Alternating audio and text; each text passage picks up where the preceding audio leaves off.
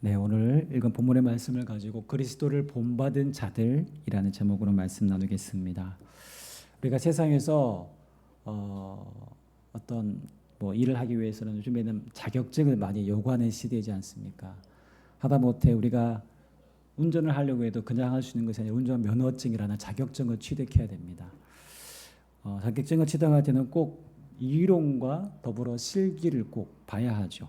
네, 운전 면허도 이론만 가지고는 안 됩니다. 아무리 이론에서 100점을 맞는다 해도 실기에서 기능에서 50점 맞으면 이론 인정해 주지 않습니다. 무조건 탈락이죠. 제가 이제 최근에 직업을 바꾸려고 한 건 아니고요.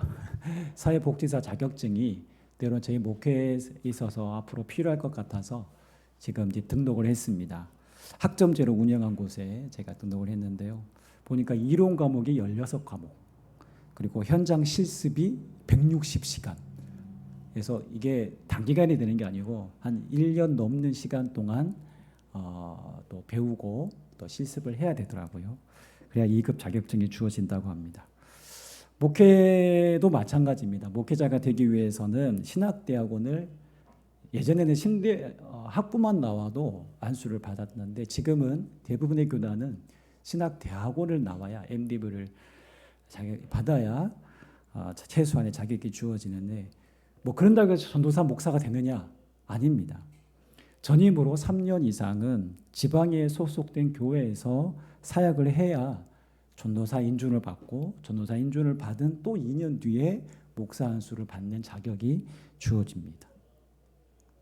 반대로 신학이 바탕이 되지 않는 선에서 아무리 교회에서 열심히 여러 가지 많은 사역을 실전에서 한다고 해서 나 목사로 안수해 주세요 라고 할 수 있느냐? 그렇지 않습니다. 이론이 바탕이 되지 않으면, 신학이 바탕이 되어 있지 않으면 아무리 실전에서 여러 사역들을 한다고 해도 그 자격을 주어지지 않는 것입니다. 그래서 조금 다른 예로 그리스도인에게 있어서 여러분 이론이라고 불리는 교리, 말씀과 실제 삶, 우리가 살아가는 어떤 실제 삶 중에 어느 쪽이 더 중요할까요?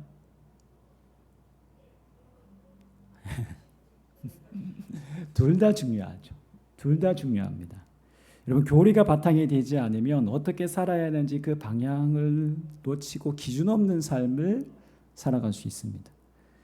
그러나 그리스도인의 삶이 교리만 내가 잘한다고 되는 것이 아닙니다. 그리스도인의 삶이 이론에 따른 증거로서 실제가 나타나지 않으면 요란한 깡통처럼 속빈 강정처럼 그렇게 실속 없이 이름만 그리스도인이 되고 마는 것이죠.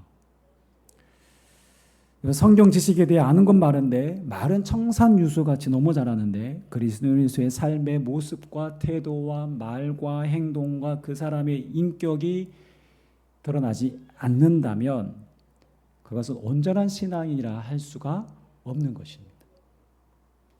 우리가 빌립보서를 계속 지금 나누고 있는데요. 빌립보서의 가장 큰 핵심 주제라고 할 수 있는 말씀은 빌립보서 1장 27절에 있는 말씀, 그리스도의 복음에 합당하게 생활하라라는 말씀입니다. 그래서 이에 따른 이 주제에 따른 권면으로서 서로 한마음 한뜻이 되고 예수 그리스도의 그 겸손의 마음을 배우고 나보다 남을 낮게 여기라는 말씀이 쭉 사도 바울의 어떤 그런 권면들이 이어집니다. 그리고 그 겸손의 본을 보여주신 예수 그리스도의 마음을 배우러 가면서 이 장의 가장 하이라이트가 되는 예수님의 그 겸손, 죽기까지 복종하신 그 겸손을 배우라고 말씀합니다. 자, 그러면서 오늘 쭉 이어지는 말씀이 이제 19절 우리가 읽은 본문까지 이어지는데 2장 본문이 오늘 본문 19절 30절에 바울은 두 사람을 소개합니다. 누구죠? 한 사람은 익숙하지만 한 사람은 좀 안 익숙할 수 있습니다. 한 사람은 우리가 잘 아는 디모데, 디모데고 한 사람은 에바브로디도입니다. 문맥의 흐름상 갑자기 두 사람에 대한 내용이 등장하는 것이 조금은 어색한 감이 있지만 사실 이 두 사람을 등장하는 이유가 있습니다. 그것은 바로 이론, 우리가 들은 말씀 이렇게 해야 된다라는 어떤 그런 가르침을 아는 것에 그치는 사람이 아니라 예수 그리스도의 겸손한 마음을 그 섬김을 그대로 본받고 살아간 자들이 있다라는 것을 신뢰로 바울이 지금 예로 드는 겁니다. 그 증거로서 보여주는 것입니다.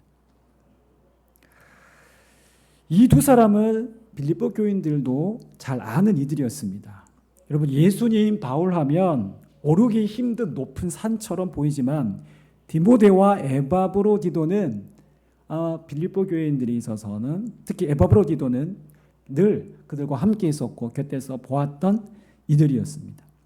그래서 어쩌면 이들의 삶을 이야기했을 때 더 실제적으로 더 와닿았고 도전이 되었을 것입니다. 우리가 이제 뭐 한 번씩 저도 이제 유튜브로 한 번씩 새롭게 하소서라는 그 간증 프로를 한 번씩 보는데요. 그 간증 프로에서 우리가 은혜를 받잖아요.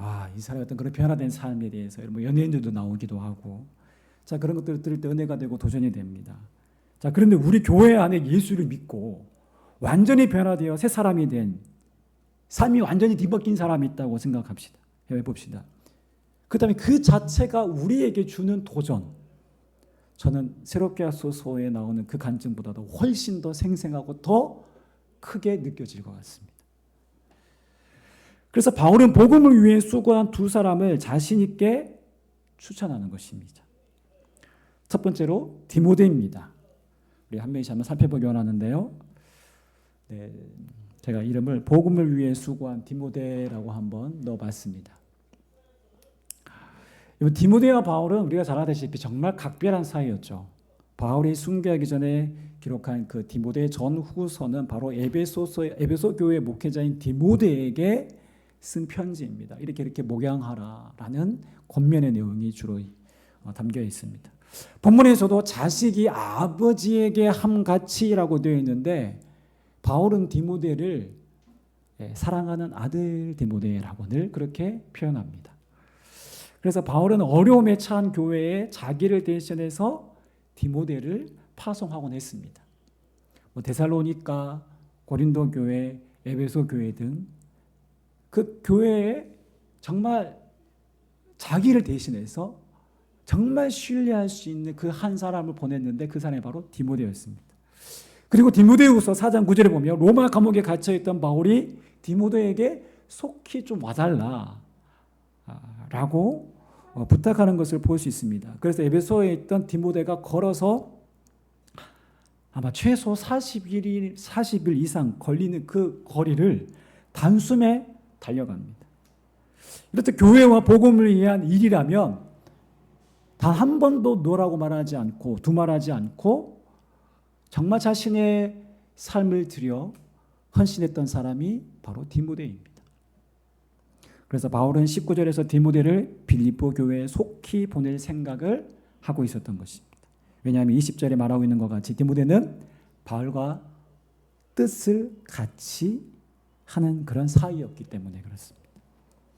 뜻을 같이 한다는 것은 마음을 정말 깊이 서로 나누는 사이, 마음이 정말 찰싹같이 딱 통하는 사이. 바울과 디모데가 마음이 맞은 것은 바로 그리스도의 마음이 바울에게 흘러왔고 그 그리스도의 마음이 바울로부터 또 디모데에게, 그리고 바울의 마음이 디모데의 마음으로 서로 그 마음이 흐르기 때문입니다. 그것은 어떤 마음입니까? 바로 교회를 사랑하고 예수 그리스도를 섬기는 그 마음입니다. 자, 20절에 보시면 이렇게 되어 있는데요. 너희 사정을 진실히 생각할 자라고 되어 있습니다. 너희 사정을 진실히 생각할 자가 이밖에 내게 없음이라. 여기서 너희 사정을 진실히 생각할 자에서 생각하다라는 이 메림나오라는 이 단어가 있는데요. 이 원어의 의미는 관심을 가지다. 그리고 또 다른 의미는 염려하다라는 말입니다. 이 무슨 말이냐면 즉 디모데는 빌립보 교회와 관련된 일에 대해서 이 디모데는 정말 염려할 정도로 마음을, 관심을 지극히 쓰는 사람이라는 것입니다. 이밖에 내게 없음이라는 것은 디모데만큼 빌립보 교회에 대해서 진심으로 관심을 가지는 사람이 없었다라는 것입니다.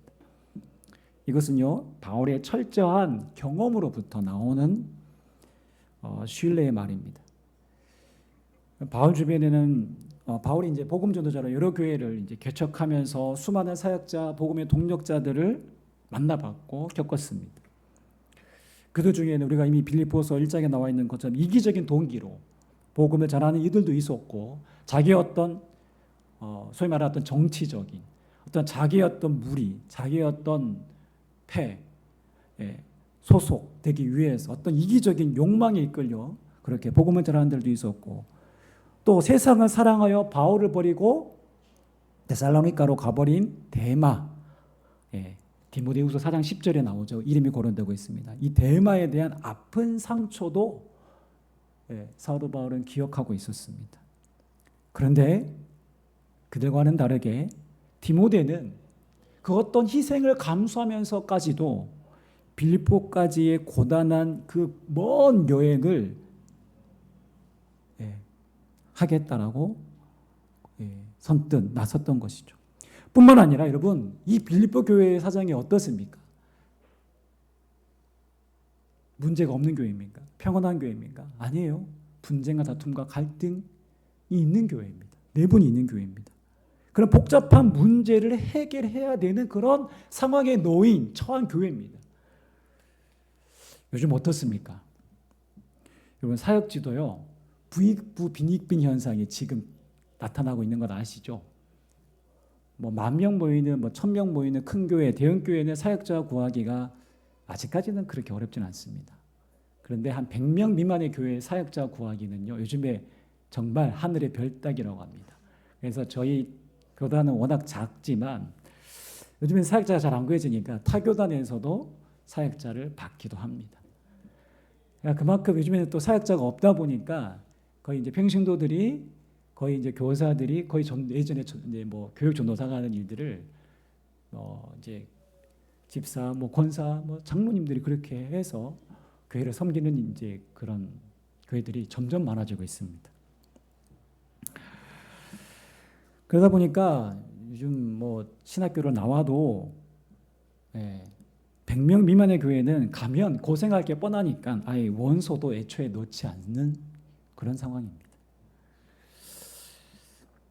근데 뭐 다 그런 거냐? 뭐 그렇지는 않겠죠. 제가 작년에 새롭게 하소서에 나오신 그 인제, 강원도 인제 어느 시골, 아주 정말 시골도 그냥 첩첩산중 시골 들어가서 정말 정말 그 마을이 조그마한 마을에 어르신들 몇 분이 살고 계시는 그런 시골.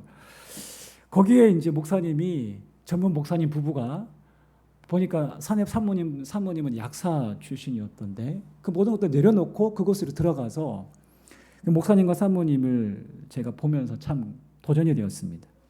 한 5명 남짓 되는 고령의 노인 성도분이 계시는 교회, 예배당은 거의 쓰러져 가고 사택은 정말 노후에서 살 수 있을까 저기서 사람이 할 정도의 그런 사택에서 한 분 한 분 최선을 다해 성도들을 섬기고 세례까지 베풀고 그렇게 찾아가면서 잘 계시는지 거의 뭐 매일매일 찾아가다시피 무난하고 병원까지 데려다 주시고 뭐 지치다거리 다 목사님 사모님이 하시는 것들을 보면서, 섬기는 모습을 보면서 저것이 진짜 목회지, 저게 주님의 마음이지 하는 것을 참 보면서 많은 도전을 얻었습니다. 이 시대의 디모데와 같은 그런 사역자가 아닌가 저는 생각합니다. 여러분, 디모데는요 누구보다 그렇게 주님을 사랑했고 교회를 사랑했고 섬겼습니다. 수고했습니다. 자, 그런데 오늘 본문에서 보면 디모데를 말하면서 22절 이렇게 덧붙입니다. 우리 22절 한번 읽어볼까요? 시작. 디모데 연단을 너희가 안 하니 자식이 아버지에게 함같이 나와 함께 복음을 위하여 수고해야 하느니라. 어떻게 해요? 디모데 연단을 너희가 안 하니. 연단이란 시험을 받아 합격된 상태를 말합니다. 제가 예전에 중고등부 사역하면서 여름 수련회 때 이제 아이들 개울가에서 같이 이제 물놀이를 하고 있는데 이 스마트폰이, 여기 있던 스마트폰이 쑥 빠져가지고 개울가에 쑥 빠져버렸어요. 네, 금세 스마트폰이 돌아가셨더라고요. 네, 서비스센터에 가져갔는데 이미 부품 전체에 물이 들어가서 살릴 수가 없다. 네, 전원이 켜지지가 않았습니다. 근데 요즘 나온 최신 스마트폰은 여러분들은 다 방수 기능을 가진 스마트폰을 사용하고 계시죠? 네, 제가 조사해 보니까 갤럭시 뭐 홍보하려고 하는 건 아닙니다. 네, 갤럭시 S25는 요즘에 그 방수가요 IP68이라는 방수 등급을 있더라고요. 이거 받았는데 여러분 그거 그냥 인증해 줄까요? 아니죠. 국제 표준 등급이에요. 그게 IP68 방수 등급 인증은요 1.5m의 그 물이 담겨 있는 그 담수에서 30분 동안 움직이지 않고 그대로 스마트폰을 둔 상태에서 실험한 결과입니다. 그래도 끄집어내도 전혀 쓰는데 손색이 없을 만큼 좋은 핸드폰이에요. 네, 삼성 갤럭시. 네. 이게 충분한 테스트를 통과를 거쳐서 방수 등급 인증을 받는 것입니다. 여러분 여기서 디모데 연단이라고 하는 것이 바로 이런 온갖 테스트를 통과한 사람이라는 것입니다. 우리가 사람에 대해서 우리가 얘기할 이런 말을 하지 않습니까? 평소에 좋은 사람인 것 같아도 겪어봐야 안다. 그렇죠? 겪어봐야 그 사람의 진가가 드러나는 것입니다. 저는 우리 성도님들, 집사님들 겪어보니 너무 좋습니다. 아멘 안 하시네요. 디모데 연단은 너희가 안 하니라는 말은 디모데는요 하나님의 테스트를 통과한 믿을 만한 사역자라는 것입니다. 그것이 입증되었다라는 것입니다. 어디를 가도 정말 어떤 분쟁이 있고 어떤 정말 문제 있는 교회에 부임해도 정말 정직하고 정말 성실하고 정말 교회를 건강하게 세워갈 수 있는 사역자라는 것입니다. 이 부분에 대해서 하나님도 아시고 바울도 알고 빌립보 교인들도 안다라는 것입니다. 그만큼 디모데의 삶은 복음을 위해서라면 자신의 어떤 희생도 마다하지 않는 그리스도를 본받은 자의 삶이요 예수 그리스도의 마음, 그 겸손, 그 섬김의 정신이 몸에 배어 있는 그런 훈련된 일꾼이라는 것입니다. 바라기는 오늘 우리가 디모데와 같이 교회를 누구보다 사랑하고 저뿐만 아니라 우리 모든 믿음의 성도님들이 이러한 복음을 위한 수고를 마다하지 않는 우리 모두가 되기를 소망합니다. 두 번째로 살펴볼 인물은 에바브로디도입니다. 에바브로디도도 복음을 위해 수고한 정말 귀한 인물입니다. 에바브로디도는 빌립보 교회가 바울을 돕기로 결정하고 그에게 생활비를 전하기 위해서 이제 헌금을 전달하기 위해서 파송되어서 바울에게까지 간 인물입니다. 25절에 따르면 에바브로디도는 바울에 대해서는 나의 형제요 함께 복음을 위해 수고한 사람이며 그리스도의 복음의 군사였습니다. 그리고 사자라고 또 표현하고 있는데요. 이렇게 사자라는 것은 빌립보 교회에서 보냄받은 사람. 네.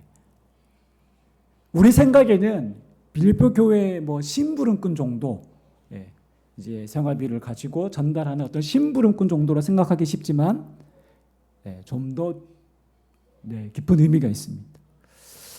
사실은 이 일을 감당한다는 것은 당시에는 결코 쉬운 일이 아니었습니다. 이런 빌립보에서 로마로 가려면 무려 1200km를 길을 가야 합니다. 지금도 먼 길입니다. 지금 1200km면 서울과 부산은 왕복하고도 한 번을 더 가야 됩니다. 근데 단지 먼 길이기도 하지만 그 당시에 도처의 위험이 도사리고 있었습니다. 그렇기 때문에 육로를 이용하는 것은 늘 도적대가 때로는 습격하기도 했고요. 그래서 육로로 이동하게 되면 내 목숨을 가져가세요라는 그런 행위입니다. 그래서 주로 아마 배를 타고 에게해를 건너서 로마까지 건너간 것으로 우리가 그렇게 추측할 수 있습니다. 근데 배로 이동하는 것도 쉽지 않죠. 당시 에게해는 풍랑이 아주 높기로 악명 높은 그런 바다였습니다. 그럼 배라고 해봐야 뭐 지금처럼 뭐 좋은 배도 아니고 짐을 싣는 운반선 정도. 그리고 배 안에서 쪽잠을 자야 되고 풍랑 있는 바다를 며칠씩 흔들흔들. 그 배멀미가 얼마나 심합니까? 먹지도 못하는 그런 잘 먹지도 못하는 그런 열악한 상황. 아마 상상하지 않아도 우리가 충분히 어떤지 짐작할 수 있습니다. 뿐만 아니라 당시에는 전염병도 한 번씩 많이 유행했다고 합니다. 그러니까 그때 당시의 여행은 우리가 생각하는 그런 여행이 아니라 고생을 감수한 그런 고단한 길입니다. 이런 상황에서 내가 로마로 가겠습니다. 선뜻 가겠다라는 건 여러분 결코 쉬운 거 아닙니다. 그럼에도 에바브로디도는 바울에게 가겠다라고 결심했고 자원했습니다. 로마에 가서 바울에게 필요한 생활비를 전달해주고 그의 곁에서 그의 손발이 되어주는 것이 얼마나 필요하고 중요하다는 것을 알았기 때문입니다. 자, 그런데 어떤 일이 일어났죠? 우려했던 일이 생기고 말았습니다. 바로 그가 바울에게 로마에 도착하자 몸이 그때부터 안 좋았는지 아니면 바울 곁에 있으면서 몸이 안 좋아졌는지 정확하게는 알 수 없지만 그의 몸 상태가 심상치 않습니다. 거의 생사를 오가는 정도로 좋지 않았습니다. 뭐 예상하기로는 아까 얘기했던 것처럼 여행이 워낙 고된 여행이었기 때문에 도착했을 때부터 아마 몸 상태가 좋지 않을 수도 있습니다. 자, 그리고 30절에 보면 그가 그리스도의 일을 위하여 죽기에 이르러도 라는 말을 주책해 보면 여기서 보면 그리스도의 일을 위하여라고 되어 있는 것을 우리 통해서 보면 아마 에바브로디도는 바울을 대신해서 로마에 있는 성도들에게 바울의 소식을 전하며 그들을 돌보고 복음도 전하면서 아마 체력적으로 많이 떨어지게 되었고 그러면서 풍토병에 걸리지 않았을까 그렇게 예상합니다. 바울은 에바브로디도의 상태에 대해서 말하기를 병들어 죽게 되었다라는 표현을 여러 번 사용합니다. 그만큼 그의 상태가 이러다 죽겠구나 할 정도로 그만큼 심각했던 그런 상황이었습니다. 그러나 감사하게도 27절에 보시면 바울의 간절한 기도가 어떻게 되었죠? 응답되었습니다. 하나님이 바울의 간절한 기도를 들어주셔서 에바브로디도를 긍휼히 여기셔서 그를 회복케 하셨습니다. 여러분, 바울이 심한 병을 앓고 있는 이 에바브로디도를 위해서 얼마나 간절히 기도했겠습니까? 생각해 보세요. 자기를 돕기 위해서 그 1000km가 넘는 거리를 이 멀리서 와준 것도 감사한데 만약 그래서 병들어 죽게 된다면 바울에게 있어서 이 마음의 집이 얼마나 클까요? 자, 그래서 하나님이 그를 긍휼히 여겨줬을 뿐만 아니라 또 나를 긍휼히 여기셨다라고 말하면서 내 근심 위에 근심을 면해 주셨다라고 그렇게 고백하고 있는 것입니다. 그러면 보통 우리 같으면 어떻습니까? 이제 몸이 회복되었으니 더 같이 있고 싶잖아요. 감옥에 있는 외로운 바울 곁에서 에바브로디도가 함께 있는 것이 얼마나 사도 바울에게 위로가 되고 힘이 되었겠습니까? 그리고 바울을 대신해서 맡기고 싶은 사역도 얼마나 많았겠습니까? 그런데 28절에 보니까 어떻게 합니까? 그냥 보내는 것이 아니라 급히 보낸다라고 되어 있습니다. 그래서 디모데보다 누구를 먼저 보냅니까? 에바브로디도를 빌립보 교회에 먼저 보냅니다.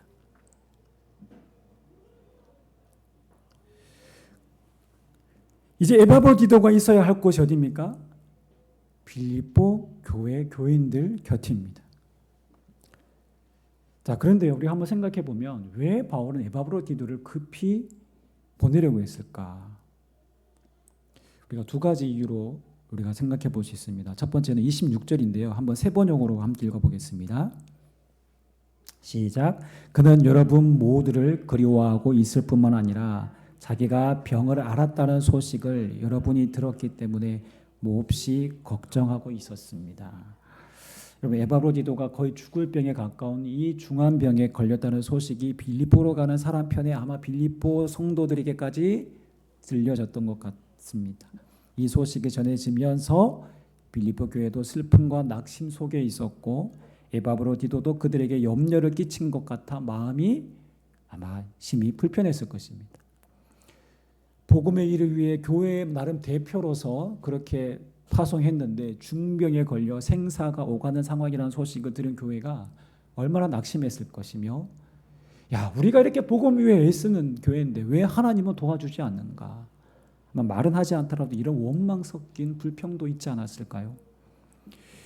아마 이런 교회의 상황을 누구보다 잘 아는 바울이었기에 누군가를 대신 보내는 것보다 에바브로디도를 직접 가게 하는 것이 가장 기쁨의 소식 그 자체였다는 것이겠죠. 그렇게 생각했습니다. 그래서 이제 회복되어서 건강해진 에바브로디도의 모습을 본 빌립보 교회 성도들이 얼마나 기뻐했을까요? 죽은 줄 알았는데 우리는 그 소식을 듣고 이제 죽겠구나라고 생각했는데 그 병에 걸리면 다들 죽는다던데 어떻게 살아서 왔느냐 하면서 얼마나 기뻐하며 좋아했겠습니까? 그러면서 교회가 힘을 얻지 않았겠을까요? 그리고 그들이 기뻐하는 모습을 통해 바울의 무거운 마음도 아마 오히려 덜 수 있는 것이죠. 그래서 속히 에바브로디도를 빌립보 교회 성도들에게 보내고 싶었습니다. 또 하나의 이유는 어쩌면 더 중요한 이유입니다. 우리 현대인의 성경으로 마지막 29절과 30절을 한번 읽어보겠습니다. 시작. 여러분은 주님 안에서 기쁨으로 그를 맞아들이고 또 그와 같은 사람들을 존경하십시오. 그는 멀리 있는 여러분을 대신해서 나를 도우려고 위험을 무릅쓰고 그리스도의 일을 하다가 죽을 뻔하기까지 한 사람입니다. 그럼 바울은요, 그를 기쁨으로 맞아들일 뿐만 아니라 그를 존경하라라고까지 말합니다. 왜냐하면 30절에 그는 그리스도의 일 때문에 자기 목숨을 걸고 죽을 뻔하기까지 한 사람이다라는 것이죠. 무슨 말입니까? 그는 자기 생명조차 아끼지 않고 죽음에 이르기까지 복음을 위한 수고를 마다하지 않은 사람입니다. 누구를 닮았습니까? 그리스도를 닮았습니다.